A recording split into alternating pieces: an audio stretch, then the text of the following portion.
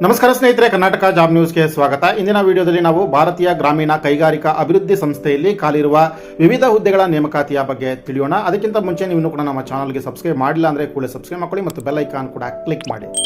So ಗೆಳೆಯರೆ, ಭಾರತೀಯ ಗ್ರಾಮೀಣ ಕೈಗಾರಿಕಾ ಅಭಿವೃದ್ಧಿ ಸಂಸ್ಥೆ ಅಂದರೆ IRIDOದಲ್ಲಿ ಖಾಲಿ ಇರುವಂಥ ವಿವಿಧ ಹುದ್ದೆಗಳನ್ನು ಭರ್ತಿ ಮಾಡಲಾಗ್ತಾ ಇದೆ.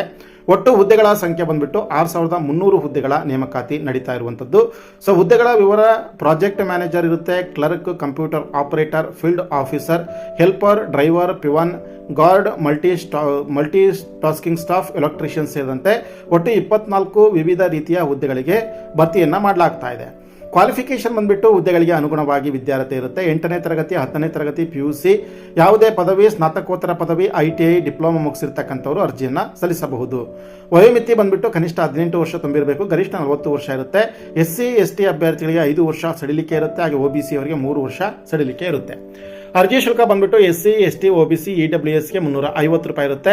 ಇತರೆ ಮತ್ತು ಸಾಮಾನ್ಯ ಅಭ್ಯರ್ಥಿಗಳಿಗೆ 690 ರೂಪಾಯಿ ಇರುತ್ತೆ.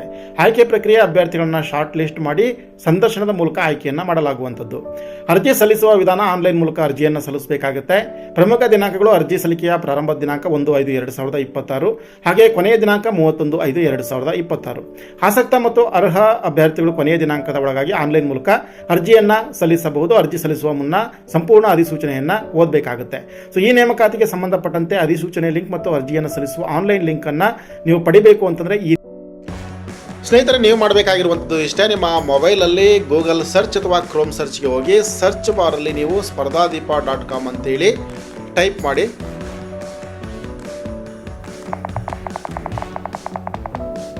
ಟೈಪ್ ಮಾಡಿದ ನಂತರ ಸರ್ಚ್ ಕೊಡಿ. ಸರ್ಚ್ ಕೊಟ್ಟ ತಕ್ಷಣ ನಿಮಗೆ ಈ ರೀತಿಯಾಗಿ ಪೇಜ್ ಓಪನ್ ಆಗುತ್ತೆ. ಸೊ ಇದರಲ್ಲಿ ಈ ಒಂದು ನೇಮಕಾತಿಯ ಜೊತೆಗೆ ಇನ್ನೂ ಹಲವಾರು ಇತ್ತೀಚಿನ ನೇಮಕಾತಿಗಳ ವಿವರಗಳು ಕೂಡ ಸಿಗುತ್ತೆ. ಅದನ್ನು ಸಂಪೂರ್ಣವಾಗಿ ಓದ್ಕೊಳ್ಳಿ.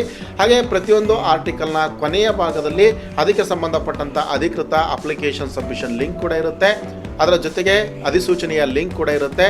ಸೊ ನೀವು ಅದನ್ನು ಕೂಡ ನೋಡ್ಬೋದು. ಹಾಗೆ ಈ ವಿಡಿಯೋವನ್ನು ಲೈಕ್ ಮಾಡಿ ಮತ್ತು ಈ ಮಾಹಿತಿಯನ್ನು ಶೇರ್ ಮಾಡೋದನ್ನ ಮರಿಬೇಡಿ. ನಮಸ್ತೆ.